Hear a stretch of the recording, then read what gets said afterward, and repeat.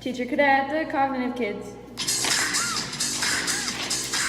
Teacher cadet, cognitive kids. Hi, I'm Teacher Cadet, and this episode is about cognitive development. Cognition is the mental process by which knowledge is acquired. If a teacher asks students a question and they give an answer, the teacher has given them stimulus, the question, and they have given a response, the answer. The process in between the thought process is called cognition.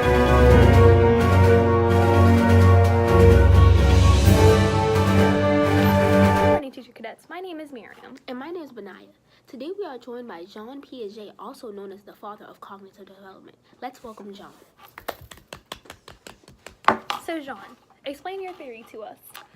Well, my theory is the cognitive learning theory, and I determine that children and adults think differently. My work is based on case studies and systematic observations of people doing tasks. I believe that all behavior is related to thinking or cognition, that cognition is developmental, and that both genetics and environmental play roles in cognition.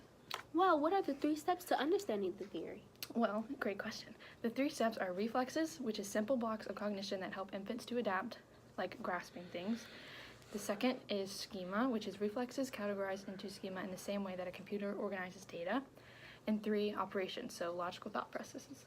Interesting. So you also believe people learn information in 2 different ways. Can you please explain? Yes, the first is assimilation, which is like fitting new information into an already existing schema. So, for example, if a student is asked to imagine that a person had never seen a soccer ball and to explain one, the student may describe it as being round with black and white design, thus helping the other person to assimilate it. And the second step is adjusting schema to fit new situations or demands. For example, if a student were asked, does 3RS equal 2M star apostrophe, he cannot answer because he doesn't know the code. He would just need to accommodate.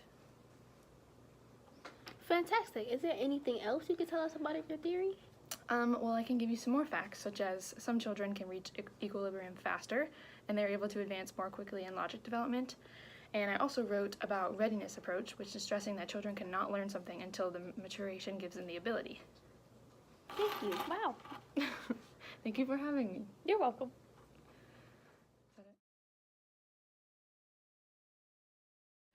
Stage 1, sensory motor stage, ages birth to 2, mastery of concrete objects. Children learn through their senses. When they encounter a new object, they see it, they hear it, they smell it, and they touch it and put it in their mouths.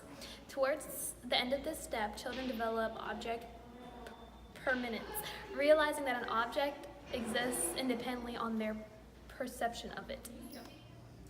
Stage 2 is the pre-operational stage, so ages 2 to 6. Language development is an important task of this period and enhances symbolic thought. The child relies on intuition or what seems right.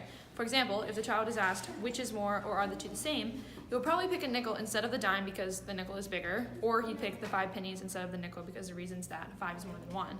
There's also evidence of animism, and the children at this age are egocentric, seeing the world in terms of themselves. Children can answer what questions but not why questions, and they can pretend and engage in creative play.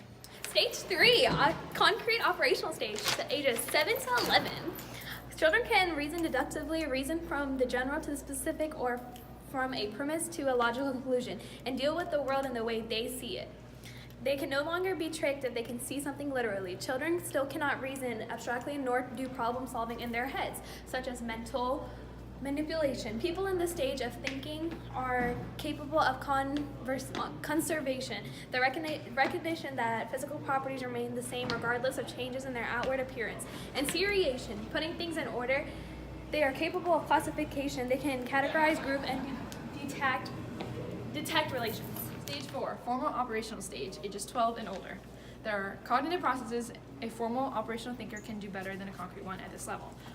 Logic, abstract reasoning, hypothetical reasoning, extended thinking, projective thinking, metacognitive thinking, and